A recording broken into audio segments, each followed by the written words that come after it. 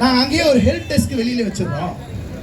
Help desk வச்சு நாங்களே பண்ணுறதுக்கு உண்டான நடைமுறை எல்லாம் பார்க்குறோம் அப்படி சொன்னாங்க. அப்போ நாங்கள் ஆல்ரெடி சொன்னோம், ஏற்காடுக்கு நீங்கள் மேலே போனீங்கன்னா நெட் கனெக்ஷனே இருக்காது. தமிழ்நாட்டில் பல்வேறு கிராமப்புறங்களில் நெட் கனெக்ஷன் கிடையாது. இந்த ஹைகோர்ட் கேம்பஸ்குள்ள நிறைய நீதிமன்றங்களில் நெட் கனெக்ஷன் இருக்காது, எங்கே சுற்றி இருக்காது. அப்போ இன்டர்நெட் கனெக்ஷனே இல்லாத இடத்துல இருக்கிறவங்க, மலைப்பகுதியில் இருக்கக்கூடியவங்க அந்த நீதிமன்றங்களை மாத்திரம் எப்படி பண்ண முடியும்? அடிப்படை கட்டமைப்பு இல்லை, எப்படி பண்ண முடியும்? இப்போ ஒரு சில பாயிண்ட்ஸ் மட்டும் நான் சொல்லிட்டு போயின்னு நினைக்கிறேன். நான் ரொம்ப நாள் முன்னாடி ஒரு நோட்டீஸ் போட்டது, சரி கூட்டம் பார்த்தனா சொல்லிட்டு போயின்னு நினைக்கிறேன், சொல்லிட்டு போயிடுறேன்.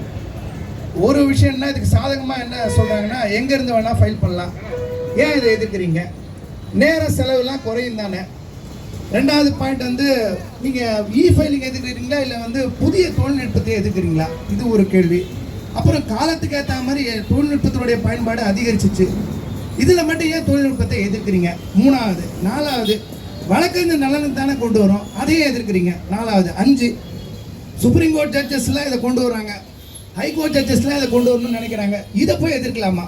இது ஒரு கேள்வி. இதில் பதில் என்ன நினைக்கிறேன்னா, தமிழ்நாடு முழுக்க பல்வேறு இடங்களில் எல்லாருக்குமே இணைய பயன்பாடு வச்சுருக்காங்களான்னா நிச்சயமாக கிடையாது.